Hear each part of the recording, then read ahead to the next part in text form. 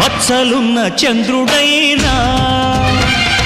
పచ్చి విసపు నాగులైనా చంతను చేర్చే దేవా మా చింతలు తీర్చగరావా నెర నమ్మిన దైవం నీవే రాయుడా ముక్కోటి వేల్పులలోన ముక్కోపి నువ్వే అయినా ఎలుగెత్తి పిలవంగానే పలికేర ఇంకెవరైనా మా తల్లి తండ్రి దైవం నీవే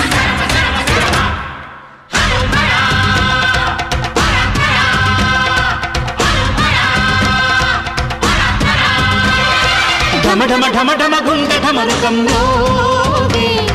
గణ గణ గణ గణ గొంతు గంటగా